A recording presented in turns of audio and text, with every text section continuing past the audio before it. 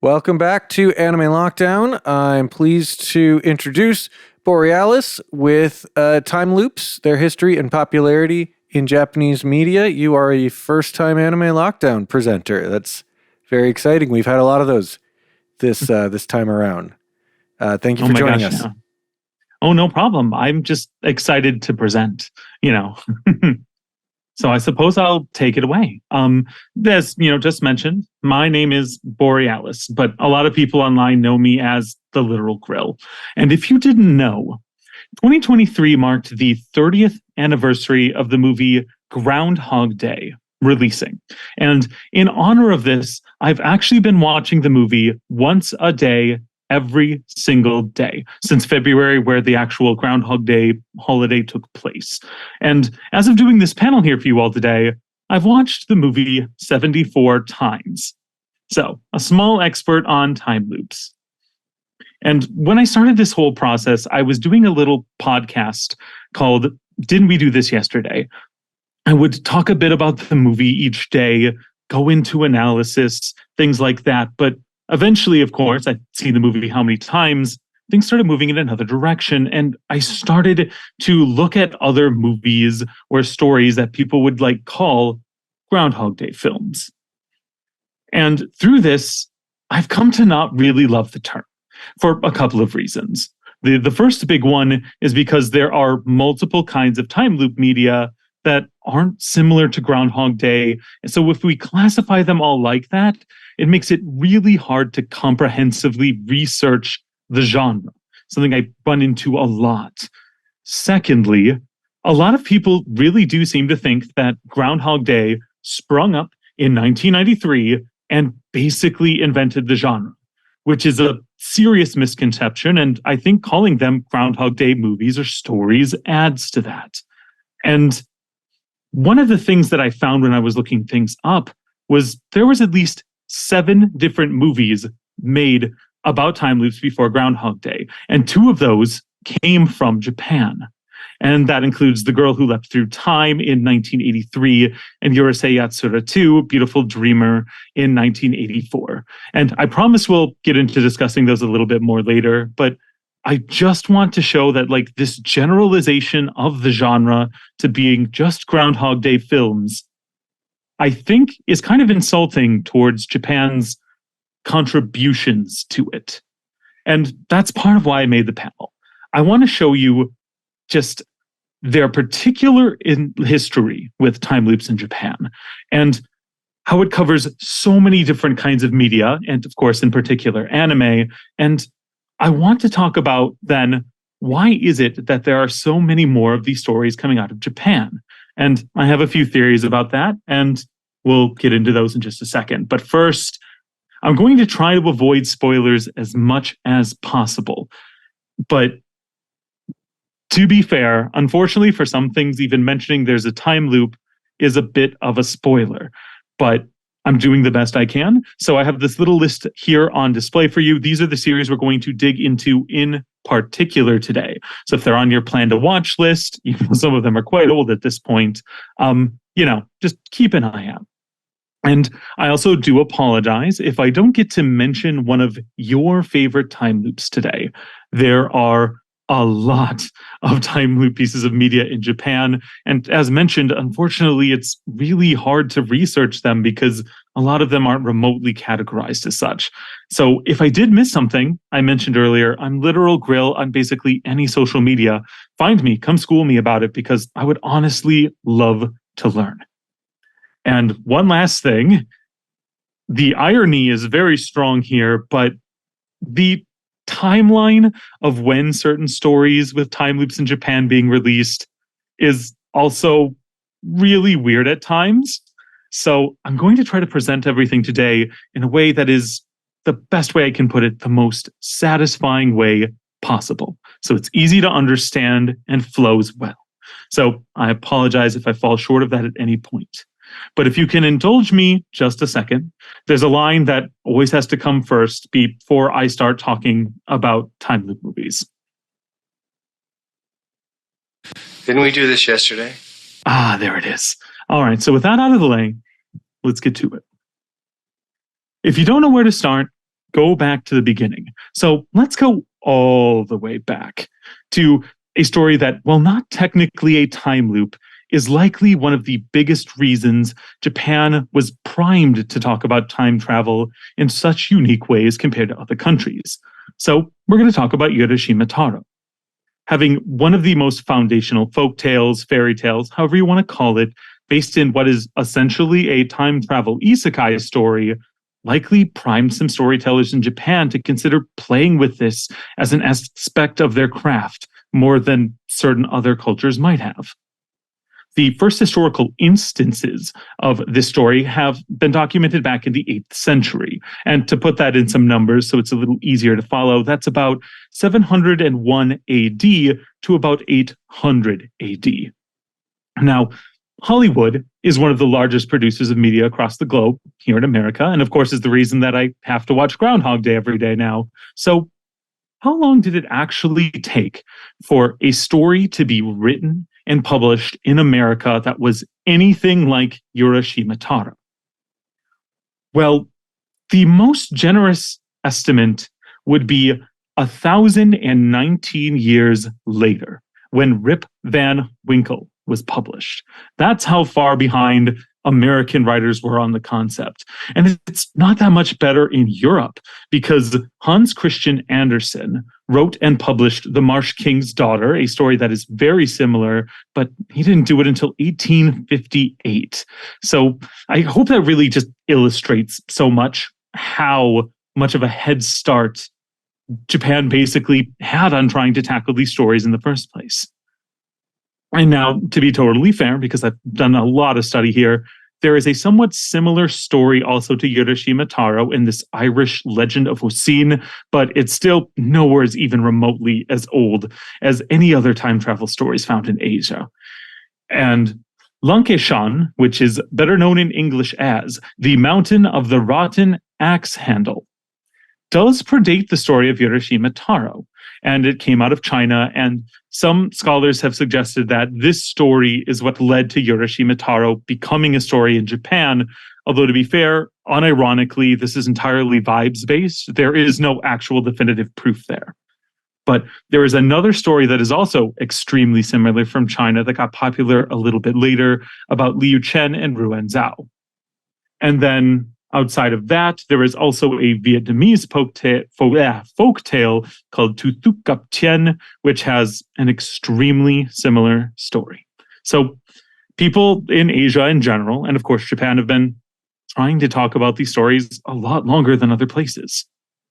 And now, I know that it's likely quite a few people here know the story of Urashima Taro, at least a little bit, as it's mentioned a good bit in anime. Maybe you remember Urashima from the tournament arc of Yu Yu Hakusho.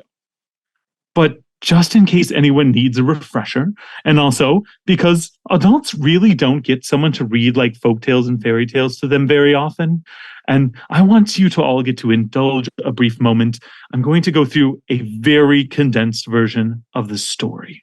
So, you can sit back and really envision this. And I'm doing this partially because it's really important towards the entire Japanese canon of these time loop stories going forward. So, once upon a time, there lived a young fisherman named Urashima Taro. One day, Taro came upon some children who were tormenting a sea turtle on the beach. Feeling pity for the turtle, Taro told the children to let it go, but they would not stop. Taro finally saved the turtle and let it return to the sea. Several days later, the turtle appeared before Taro once again and called to him, "Thank you for rescuing me the other day. You saved my life. In return, please allow me to show you Ryugojo, the palace of the Dragon King." Taro thought he would indeed like to see the palace of the Dragon King, so he got himself on the turtle's back, and the turtle dove down to the bottom of the ocean. In a moment, Taro and the turtle had arrived at the magnificent gates of the palace and met the Princess Otohime, who gave Taro an extremely warm welcome. He watched the sea bream and flounders dance. He took part in feasts and had a wonderful time. But after a few days had passed, he wanted to go back to his village. He missed his mother and his family. So he told Otohime that he wished to go back home. The princess was greatly distressed by this, but she gave him a gift, a special box called a tamate bako, with instructions to never open it. Taro rode a turtle back to shore, and when he arrived, everything seemed different. His home was gone. His mother was gone. Everyone that Taro knew was gone. And when he asked people in the village if they even knew of someone named Urashima Taro, they had only heard stories of a man who sank under the ocean many years ago. It was then he realized that 300 years had passed while he was underwater. Thinking that he might be able to return everything to the way it was somehow if he opened the tamate bako, he lifted the lid despite what the princess had told him. And when he did so, a puff of white smoke came out of the box, engulfed his body, and left him an old man with a white hair and a beard. So, going from this, I really wish I could tell you that the first time loop story ever was written in Japan, but so far, the oldest one that I can find that we would traditionally assume is a time loop story is Strange Life of Ivan Osikin, written by P.D. Ouspensky, and that came out in 1995. Now, make sure you remember the name of that story because it comes up a few other times during this panel. And there are a few more earlier works that did feature time loops in America, including an episode of a radio drama called The Man Who Murdered Time and a short story in a pulp fantasy fiction magazine titled Doubled and Redoubled. But still, even before Groundhog Day, the most important piece of American time loop media was the short story 12:01 p.m., written by Richard A. Lupoff, which got made into a movie twice. One got released a bit before Groundhog Day, and the other one released later in the same year. But enough about American time loops. What about influential time loop stories from Japan? Well, I can tell you, once again, they happen a lot earlier than in America. Now, it probably comes as no surprise to you that the godfather of manga, Osamu Tezuka, dabbled with the ideas of time loops in one of his works. Phoenix is one of the earliest examples of a time loop used in manga. The story in Phoenix is told in a non-linear fashion, something that you can actually see done in a few other anime and manga that feature time loops in the future. It's certainly an inspiration. Now, the big thing here is that the story Dawn in this series has scenes from it shown in the story Future, which heavily implies that all of the events within Phoenix take place in a continuous loop forever.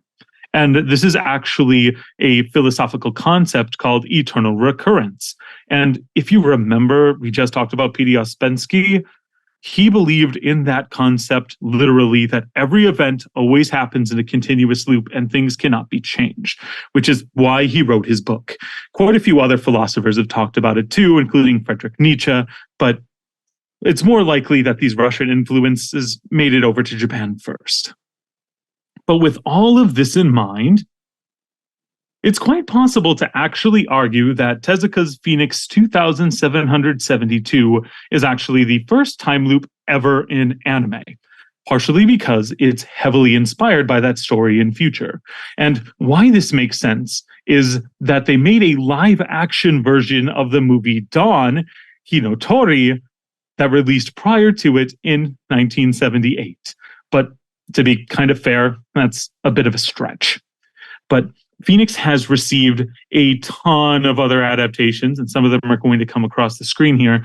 But I think the one that is particularly important is the TV series, because it features a story from Phoenix called The Transformation, which is far more like the modern time loops that you might recognize today. This one's much more easier to recognize. So because the stories are nonlinear, you could, after this panel, go and pick out that specific episode if you wanted to and get the gist.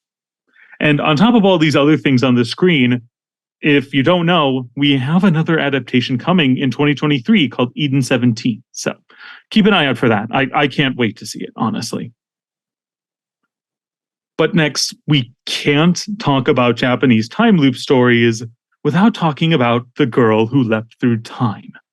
To provide an extremely brief summary while trying to avoid spoilers, it's about a high school girl who gains the ability to time travel, eventually leading into a time loop where she relives the same day over and over again.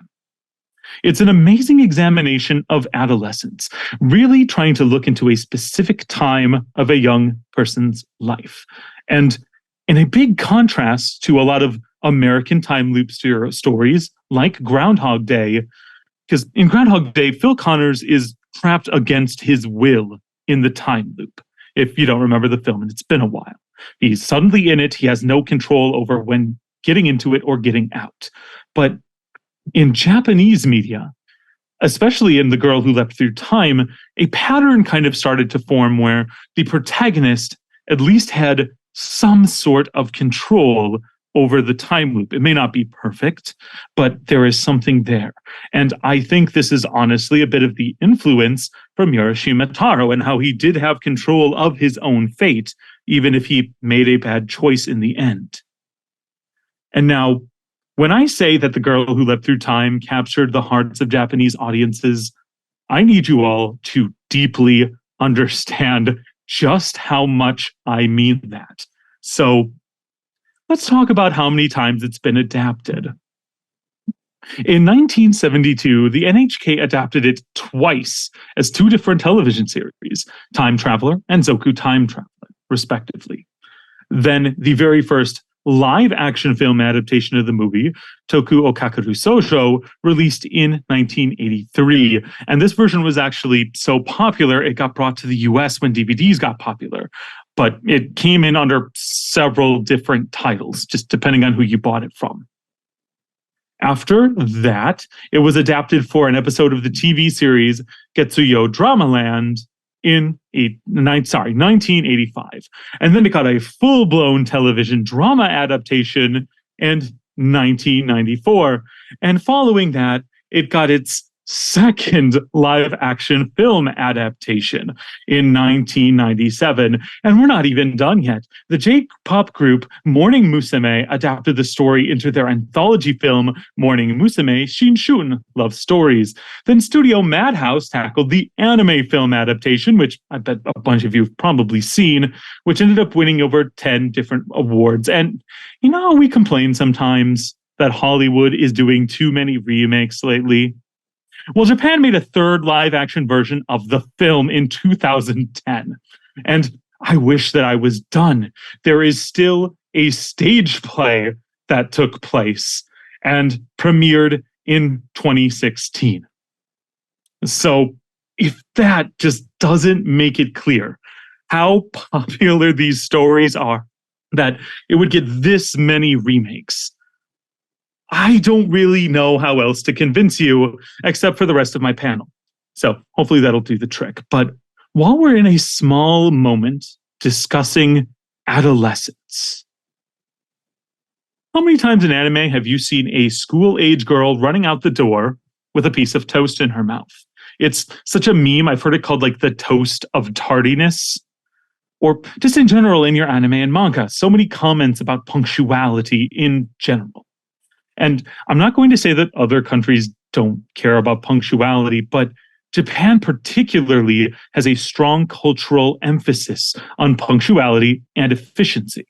And to the point where we know that one of the reasons birth rates are declining in Japan has been people commenting that they don't have enough time to even date, let alone raise a child because of the time constraints of how much they're expected to work, go to after work functions that are expected of them.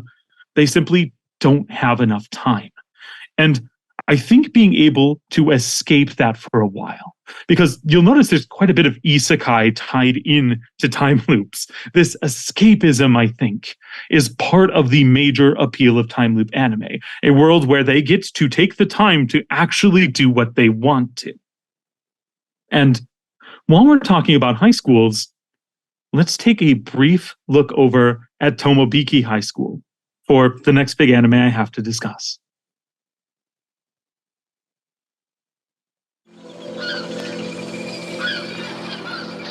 Things are a mess for you because you think time and space are objective things. Fact is, time is simply a creation of your human consciousness. Now, what if there ain't no human beings anywhere in the world? Wouldn't clocks and calendars be a waste? Maybe there ain't no such thing as time that flows in one direction.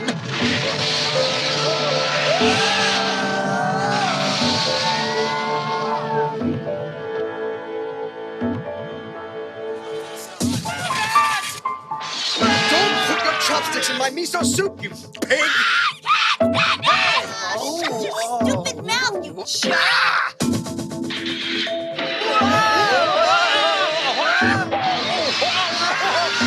me! Somebody please save me!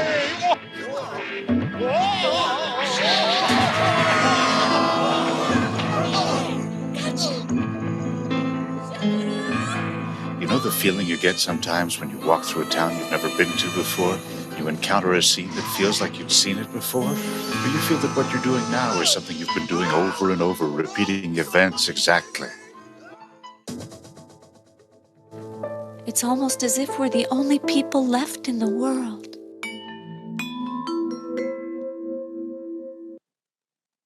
All right, so if you've ever actually seen the original Urusei Yatsura, or maybe just the amazing remake that's been coming out recently, that seems really off, right? Isn't this series supposed to be like a funny rom-com? And if you've never checked out some of the original movies, I can't blame you for thinking that way. And honestly, you wouldn't have been alone here. When this movie originally came out, it got a negative reception from the fan community. And I mean so negative that people were sending the director Mamoru Oshii's razor blades in the mail. But thankfully, people today acknowledge it for the masterpiece it is. Now, this film is a large part of why I thought it was worth mentioning Urashima Taro, as that story is essentially used as a bit of a playground to build up this entire film. He uses it to talk about some of the things you saw in the trailer, the concept of reality and how we experience it. A brief plot summary: the main characters have been taken to a different world, just like Urashima Taro, that does seem like it could be really enjoyable, but in the end, they want to and need to escape it themselves. And also, well, the posters for this film show Lum in her bikini, which I have here at the side. It's iconic. So many people know it. You might have noticed in that trailer, you never see her in it at all. And this was actually done very much on purpose by Oshii to try to share some of the themes of the film. He took this bombastic character and they made them far more muted, restricted, or as he put it personally, inhibited. In a way, it's a movie that's made up of wishes. It's made up of different people's desires. A large part of this movie is about exploring how these wishes of the people around Lum affect her desires. In a way, she's being inhibited. Who's inhibiting her? The wishes of the men around her. They wish to suppress her, to put a leash on her and inhibit her in a way with her uniform, to treat her like an inhibited being. That comes from an interview that Oshii did with Anime News Network. And if any of you don't know the series, it's obvious that Lum loves Ataru, like the main guy character here, and wants him to stop being such a lech and a playboy, but he wants all the girls in his life, Lum included. And the movie pits together both of their wishes and desires, with Ataru learning something very important at the end, but I'm not going to tell you what that is, so hopefully you'll feel encouraged to go check it out. The next major anime that actually used a time loop continued to not only innovate, but beat out America in terms of storytelling once again by several years. Episode 38 of Kimagure Orange Road, Kyosuke Time Trips, The Third Christmas, featured a time loop story around the titular holiday. Over 9 years before we would see the same thing here, when Christmas Every Day was released in 1996. And it's okay if you don't remember that movie, because you probably saw its exact story retold by Huey, Dewey, and Louie in Mickey's Once Upon a Christmas in 1999, if you were growing up around that time frame. And what's even more interesting here is that this story had a way more similar time loop to Groundhog Day, still years before Groundhog Day was written. And with that similarity, I think we have to break into discussing a bit of Japanese culture once more, because I think that Japanese culture in a lot of places places this strong emphasis on perseverance, discipline, and self-reflection. And time loop stories often feature characters who have to repeat the same events over and over and over until they learn a lesson or overcome a challenge to escape the loop, which is exactly what happens in the Christmas episode of Kigurumi Orange Road. And on top of this, speaking of holidays, I do think the holidays, festivals, and seasonal celebrations in Japan make the concept of time and how it inevitably marches forward something that's just on more people's minds there. And that sounds really silly, right? I mean, we're literally talking about Japan celebrating a holiday we probably brought to them, but I looked at a calendar before doing this panel, and I was able to find about 15 major holidays still taking place in the US this coming year. Days where you might get time off, would be often represented in media, essentially some of the most culturally relevant holidays. So how many did you think I found in Japan for the rest of the year? Because this number is going to baffle you. My conservative estimate was 50 major festivals and events still happening the rest of this year in Japan. And those were just the ones that I could find easily, so I know there are more. And hopefully that really does illustrate how much of a difference that is, to show why I think Japan's focus on those holidays is a bit different than how we have it here. Now, Kigurumi Orange Road also went on to influence so many other creators who just maybe wanted to dabble in time loops a tiny bit, a single episode, a small arc, a piece of their story. And here are just a bunch of other examples where you can find some time loops, again, either in short arcs or singular stories across a bunch of your other favorite anime.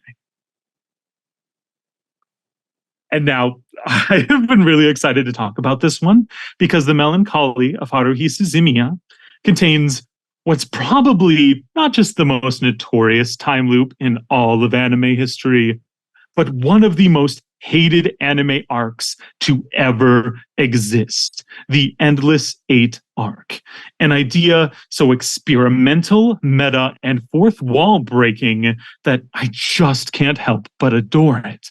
It's this rare moment in media where the audience themselves gets to experience the feelings of being in a time loop by watching it. And I know today we can binge watch things, but imagine gathering around your TV to watch a show weekly, only for 8 episodes, one after another, to be almost the same with only a few minor changes. And you can't go back because you have a streaming service to easily even compare them to try to catch what's going on. And at the time this came out, nobody knew how long this was going to last. And I think that made it that much more powerful. It's infuriating in a way, but captures how tense and dark being stuck in a time loop could honestly be. Because again, if you haven't watched Groundhog Day in a while, let me tell you, that movie is way more dark than you remember. There was some seriously dark humor in that thing. And look, I doubt we're ever going to see something like this ever again, probably ever in television even. But part of that is why I just have to applaud everyone behind this. They took what was a small side story in the book version of this and created something that was unforgettable, even if it was unforgettable sometimes for, the wrong reasons. And now I think it's impossible to start discussing the Tatami Galaxy without just first going, oh my gosh, it's so gorgeous. It is so visually distinct and striking. It's hard to not just love it for that all by itself. But not only are your eyes going to be glued to the screen, the themes are just something that I think can resonate with literally anybody.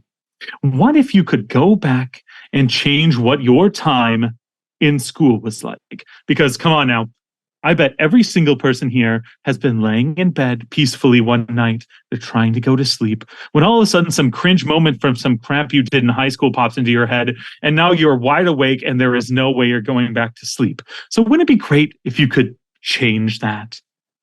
And so many time loops discuss the butterfly effect, basically how small moments in your life can lead to something bigger than you could ever imagine.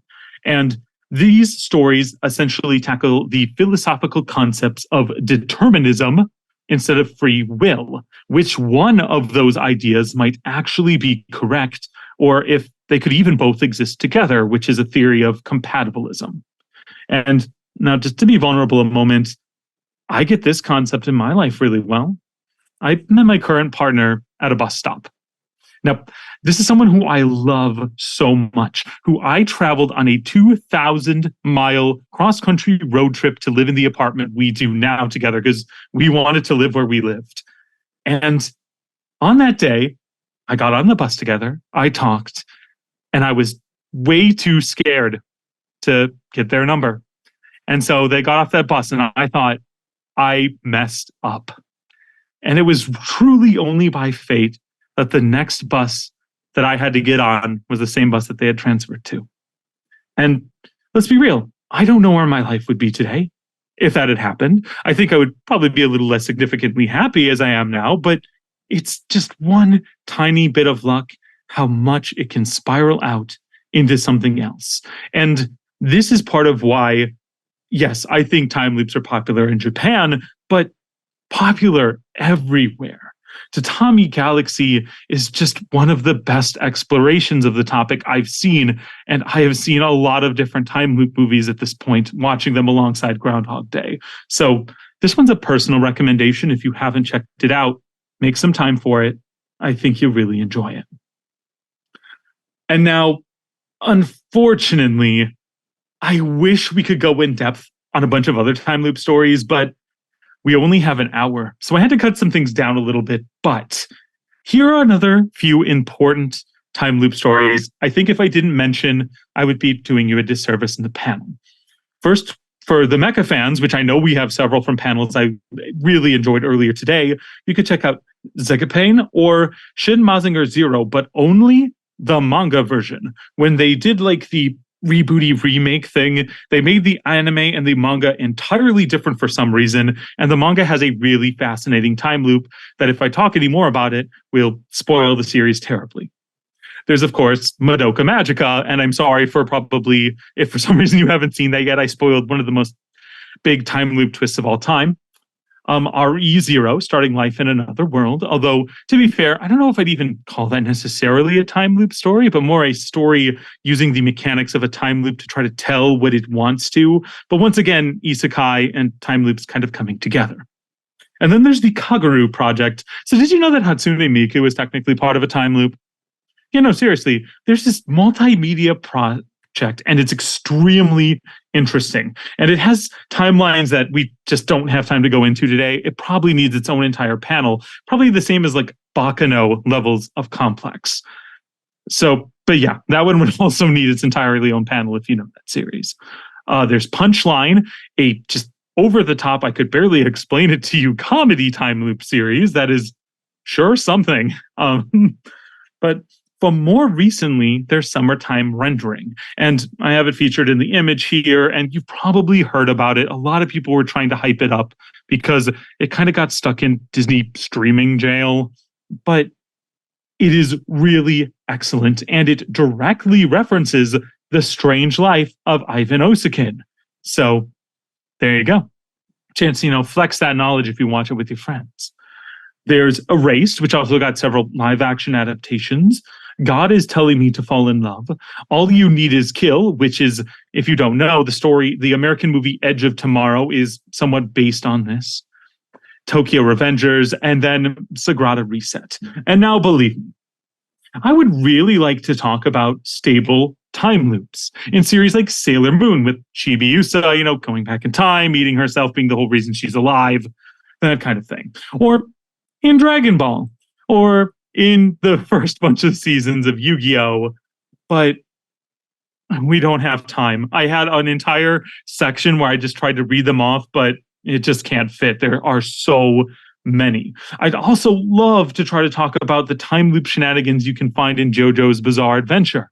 But also, again, I think trying to explain that would not only be way too many spoilers, but really complicated. And then I would have loved to even have another panel about sort of time loops, like the movie 50 First Dates, something that is kind of in the time loop genre and definitely plays like a time loop, and have had some anime that are extremely similar, like 1 Week Friends or F, A Tale of Memories. But that's just going to have to be another panel someday. Because we need to talk about video games. Specifically, one in particular.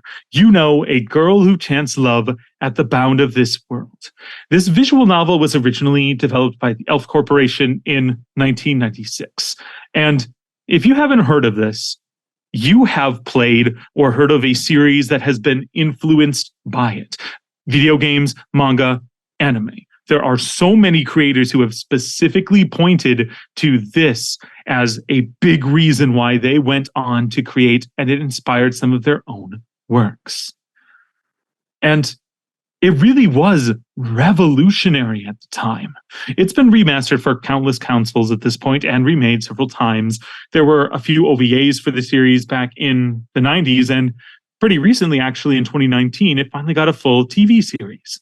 And part of why it's so revolutionary is what you're seeing on screen right now. That is the automatic diverge mapping system, known as the ADMS. It's a system that visually shows where players are heading on various branching timelines. Basically, a visual representation of the butterfly effect. And as we know, that's something that comes up in time loop media a lot. And seeing it visually like this is really cool. And this has become like a staple of so many visual novels. But if you've never gotten into Otome games or games like that, maybe you saw this in Detroit Become Human, where they did something very similar, and to add a little spice, showed people the percentage of how many people made the certain choices they did, just to make things a little more spicy. And when I say that, this went on to inspire other people, I think Tamiki Wakiki is a perfect example. He has cited Yuno as the major influence on his time loop manga and anime series, The World God Only Knows.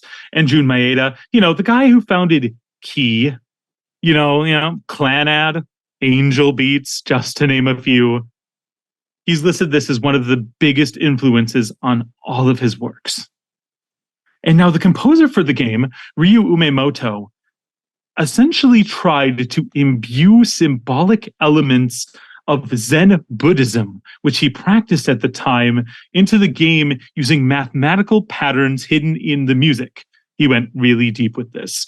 And with that in mind, this is a perfect moment to take one last little pit stop to talk about another reason that time loops might be more popular in Japan. Because according to statistics, about 67% of Japan's population are Buddhists. So these concepts of samsara, the cyclical nature of life, reincarnation, they're all things that are going to be more discussed there. And another big part of Buddhism is the theory of karma and its principle of causality, which is extremely similar in ways to determinism, which we've already talked about a little bit here.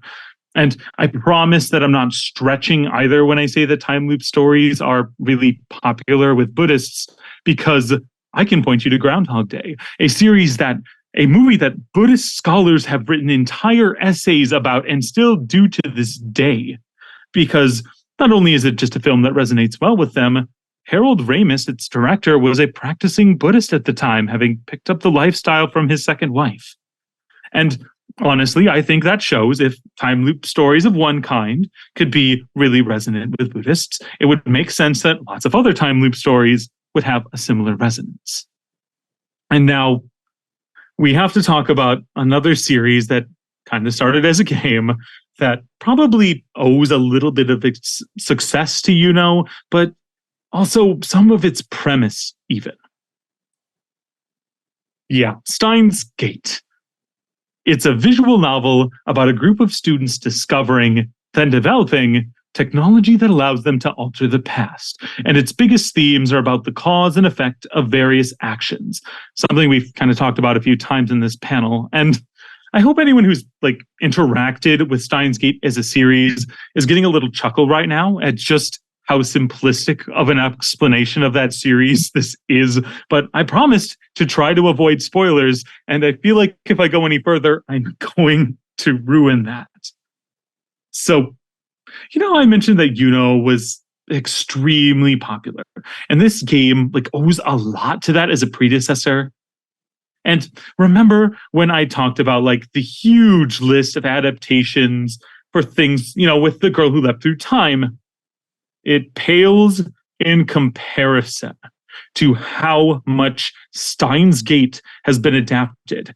So, in no particular order, we of course have the original game, which we're showing there on screen, and then there were 2 manga adaptations of the main story. To top it all off, there are several manga spin-offs: Steins Gate, Death Motion, Steins Gate, The World's Strongest Slight Fever, Steins Gate, Hyoku Renri no Sweets Honey, which is literally just a romantic comedy spin-off, Steins Gate, Aishin Meizun Babel.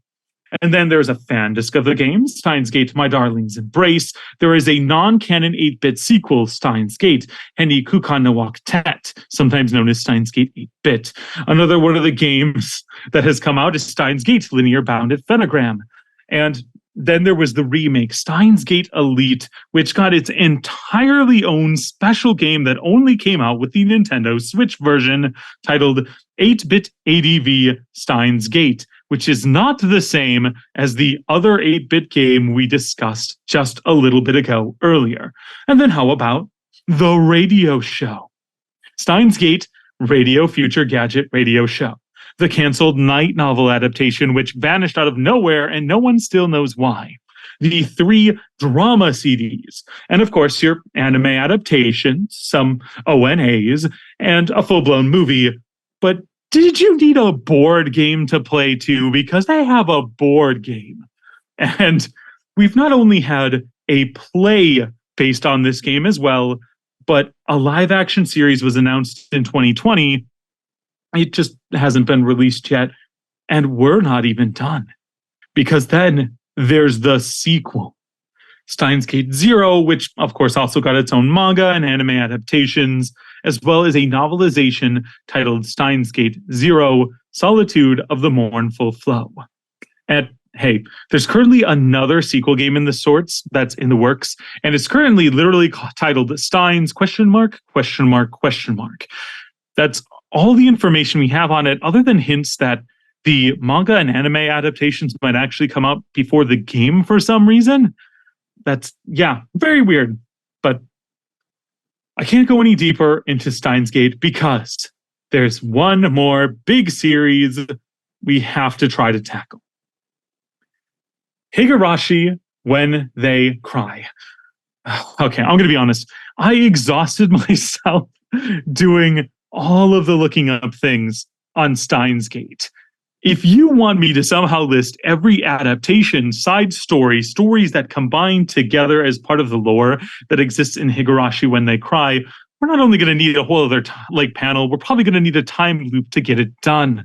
So just know there's, of course, tons of games, manga, novels, anime adaptations to keep you incredibly satisfied if you're ever stuck in a time loop yourself.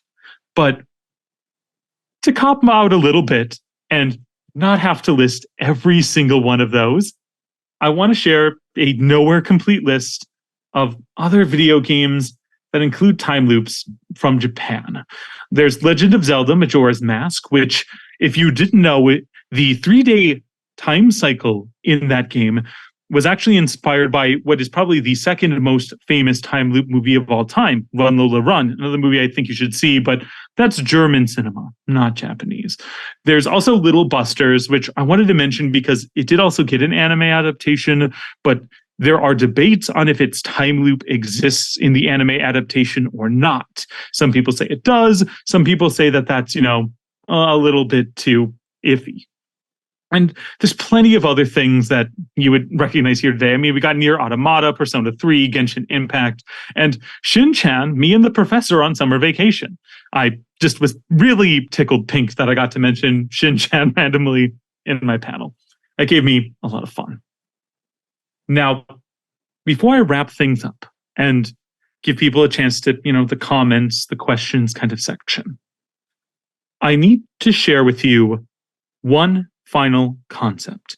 One of the other really big reasons that I think in particular Japan loves time loop stories. And to do this, I'm going to use a story that a lot of Buddhists quote to try to explain it to you. You see this goblet? For me, this glass is already broken. I enjoy it. I drink out of it. It holds my water admirably, sometimes even reflecting the sun in beautiful patterns. If I should tap it, it has a lovely ring to it. But when I put this glass on the shelf and the wind knocks it over, or my elbow brushes it off the table and it falls to the ground and shatters, I say, of course. When I understand that the glass is already broken, every moment with it seems precious. Now, you know how there are some phrases that don't exactly translate to English that other languages have, something like Schadenfreude from German, or a great example from Japan, wabi-sabi. Well, there's one other one from Japan that is extremely relevant. Mono no aware. And this is an extremely simplified explanation, but I would describe it as a particular sensitivity or awareness towards the beauty and fleeting nature of life and the impermanence of all things. This ties all the way back into some of those festivals that go on about various seasonal things, to some of these other bits of culture, that concept of time always marching forward. And there are plenty of anime and manga that actually feature this really hard as a theme, and plenty of other bits of Japanese media that aren't time loops. So don't think this is a time loop exclusive thing by any means. This is something that is such a huge literary and media concept in Japan that it's been used as puns, like the names to name certain characters like Manono or Aware and stuff in stories to hint at things. So if you ever notice that in a story now, maybe you'll know. But if you want an anime that there's a good chance you've maybe seen to get the concept of it, I think that Only Yesterday, Isao Takahata, is a perfect example of Mono no Aware storytelling right at the forefront. And we all know time constantly moves forward and there's no escaping it.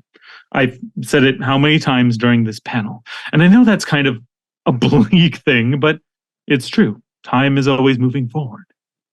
And I think the awareness of that is just even bigger in Japanese culture than it is anywhere else. And getting to play in a world where maybe that doesn't have to be the case, where things don't have to have this impermanence. They will always happen over and over the same way. I think that had to be just particularly intoxicating for so many creators in Japan. And the most interesting thing is that even though all of these stories have these time loops where people get to enjoy that sensation. Basically, every time loop I have found researching across so many countries, maybe minus one,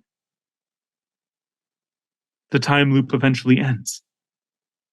And time marches forward regardless. And I think that is so powerful to not only be creating stories of escapism regarding Mano no Aware, but in creating those stories, we are forced to acknowledge how there is no way to truly escape it. And with all that out of the way, I think I've got a few extra minutes left. And I just wanted to know if there's any cool questions or comments in the chat. Like I don't know, I can't read the chat right now at the moment, but I know we have our awesome panel helping person. Yeah, I'll let you know. It takes maybe 30 seconds or so before it catches up, but I will let you know if I see anything. Yeah, I figured there might be a little bit, and I don't want to worry about going overtime, so is that worse? Even if there's not, A lot of people saying great panel, amazing panel. A lot of people really like your voice and reading style or presenting Thank style. You. Well, hey, if you liked this, there are 50 episodes of me talking about Groundhog Day and time loops. Didn't we do this yesterday? And I intend to make this into more of a YouTube series, partially just because I got so interested in this that I'm like, I can't just like do improv podcast episodes for like 24 minutes every day. Like I wanted to do more with it. So I'm probably going to dig into some of these time loop things like really deep. I can't wait till I have to explain Steins Gate. It's going to be so difficult. Somebody said that you accidentally spelled Kimaguri Orange Road as Kigurumi Orange Road. Oh, dang it. That's what I get. See, I should have let an editor pass it. I can believe it. Darn it. To be fair, it's a good series too. I mean, you can watch that episode standalone if you want. If you want to watch some very classic like time loops and love triangles. Oh my gosh. So far, no questions. Just a lot of people that really enjoyed the panel. That's awesome. Yeah, that's best case scenario, I'd say. Oh, yeah, absolutely. And if any of these things I talked about today caught your interest, give them a try. Or, of course, if for some, the greatest anime of all time, Groundhog Day, if you want to give that a watch again after so many years. I mean, I don't recommend watching it 70 plus times, Fair. I don't think that's for everybody. But here we go. One time is interesting. I think a lot of people have forgotten a lot of the things in that movie because when I went back to it, I was really surprised. Somebody's asking what it's like watching that movie every day. I imagine that you have a whole podcast they could listen to answer that. You know what, though? To be totally fair, in the podcast, I did so much more analysis than I did the emotions. There was a point where jokes were no longer funny, because of course, but through the deeper analysis, I have been able to find a few jokes that you would have never caught on the surface. So I did get a few laughs, a bit down the road. But these days, it is a weirdly monotonous part of my day that while I'm always like, oh gosh, here we go again. I bet when it's done, it's going to be this weird, I'm going to be missing a comfortable old friend by that point. When it's been a full year, It's going to be weird getting that hour and 40 minutes back in my day again. I'm honestly surprised you have the time to do that. You must have a normal person job. I do, yeah. And to be fair, I'm not actually the first person to have done it. There is a blog project called the Groundhog Day Project where they did it for over a year, which... I think the year is my limit, but it's inspired me to learn all this other stuff. So that's I will not regret it, and I get to compare it now to Groundhog Day, that thing that so many people know, and it's a nice reference point. Somebody asked what your favorite episode of Endless 8 is. But I don't know if that's a joke or a real question because I haven't seen Endless 8. I've only seen season 1. Do you know what? To be fair, I think you could maybe answer it. I think it's the third. I think the third is where the weird dread starts setting in as you're watching it, and also among the characters. And like it starts becoming really symbolic. Because again, there's so few ways for you to experience living in a time loop because we don't have time travel. But like it just captures that somehow as television. And I love it. Even if it's hard to watch. Strangest detail that you've noticed in Groundhog Day as you've been watching it this often that was not immediately obvious. Okay. There is a moment where Phil Connors tries to show off and say a French poem. It's because, I know French poetry. It's a whole part of the story. It's not only not a French poem, it's just a song that's particularly popular there. And it's actually about how, no, you shouldn't actually love me. It's one of those few jokes that really, really got me. On top of the time loop consistencies, of which I think I was able to find 3 total so far, they really did a good job in that movie. They really didn't miss. Like, wow. Let's see. What were some stories that you wish you could have included in the panel but had to cut? The stable time loops, I think in particular. Like when I say I had a list and I was tempted to try to read them all off, there's like over 50, but I think the most fun one is that there is this obscure Dragon Ball OVA that was made to go with a children's Japanese game console. And to make it worse, it was actually worked on by Akira Toriyama himself. So it's anime canonicity is weirdly spicy, where Goku eventually goes back in time and meets himself and almost causes a time paradox. And the best part is, technically, if you want to really look at things, this extra timeline existing might explain Dragon Ball Super a lot better than Dragon Ball Super did. And that's just, it amuses me to no end that there's like this secret thing that Akira Toriyama worked on that nobody really ever talks about. I like, is that a word? Canonicity? I've never heard that before, and I love it. I'm not sure either. If I made it up, I'm proud of myself, but it sounds right. Emma said anything would explain Super better than Super. That's funny. No, and stable time loops are like a weird staple of Dragon Ball. There are so many there in particular. Like my original draft of this, I talked about it all by itself, like just because it's like, oh my gosh, I did this so much. Not a question, but if you didn't already have it on your list, the second arc of Rascal Does Not Dream of a Bunny Girl is a time loop. Ooh, you know what? I had that as one that I needed to research because I'd heard people mention it. But now that it's directly out there, that's perfect. Now I don't have to dig in and figure it out and spoil myself, before I go into everything. Yeah, because that's been a fun part of this too. Is unfortunately getting some of the coolest parts of the stories ruined for me before I get to go watch them. Sure. But it's part of the becoming an expert process. That is, if you read the manga, it's the second manga, and context helps, but you could probably read it in a vacuum and be fine. But I've been doing a lot of these from the beginning. I mean, I haven't been able to completely go through Steins Gate yet, just because there's a lot. But like a lot of these things I've talked about today, I've gone through them, or at least are slowly. The specific time loop episodes for certain series are a challenge to hunt down because I have to go through episode listings and find them. But they're out there. We've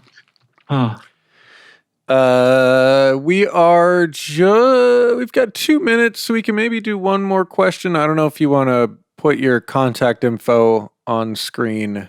You know what? I should have thought of that for like a thing. Well, you said it's Literal Grill on just about everything. That's easy enough to look up. Yeah, if you're looking for me, you'll find me as Literal Grill. Because, we're all on Twitch. Back in the day, there was all those silly jokes about there are no girls on the internet. And I saw everyone like purposely typoing it as grills. And I wanted to just be snarky. And now it's stuck. So I've been this for how many years now? It's pretty easy to find me. Well, that was a really fun panel. Thank you. And honestly, for everyone watching, thank you for coming out. I love getting to talk about this with people. So do not hesitate to reach out if you want to talk about time loops. I will probably talk your ear off. Well, I am going to let you go then. Thank you so much for joining us, and we will see you later. You have a good night. You too.